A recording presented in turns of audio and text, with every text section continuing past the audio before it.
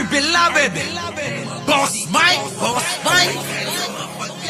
Cervera.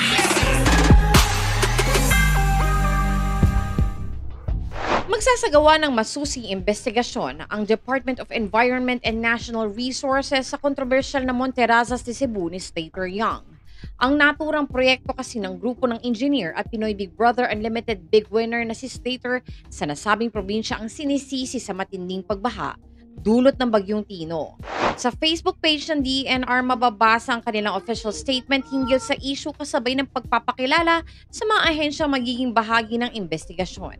To ensure thorough and impartial review of the Monterrazas de Cebu project, the department today convened a multi-stakeholder joint inspection investigation and assessment team of the technical experts from the DENR Region 7, Environmental Management Bureau, Mines and Geosciences Bureau, Provincial Environment and Natural Resources Office Cebu, Community Environment and Natural Resources Office Cebu City, the Cebu City Government, and Barangay Guadalupe, ayon sa opisyal na pahayag ng DENR.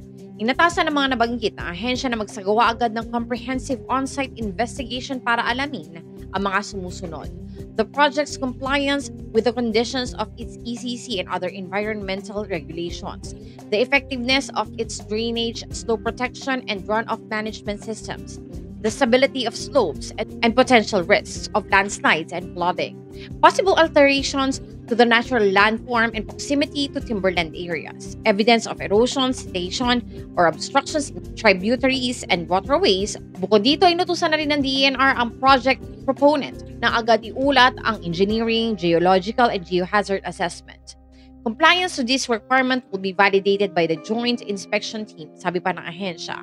Parurusahan at pananagot ang mga taong mapapatunayang lumabas sa ECC conditions o environmental regulations ayon pa sa DENR. Kaliwat ka ng pambabash ang natatanggap ngayon ni Slater Young at ng kanyang mga kasamahan sa likod ng Monterrazas de Cebu dahil ito raw ang dahilan ng grabing pagbaha sa Cebu na kinamatay na mahigit 100 katao at pagkawasak ng libo-libong ari-arian.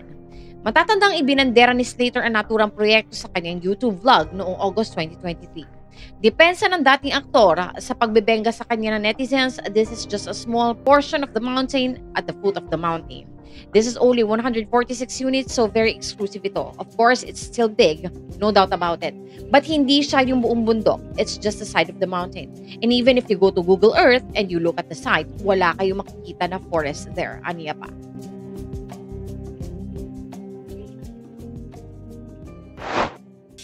Sa ngalan ni Boss Mike Cervera, ito po si Anino TV na nagsasabing mahalin natin ang ating kapwa, ipagdasal po natin lagi ang ating bansa.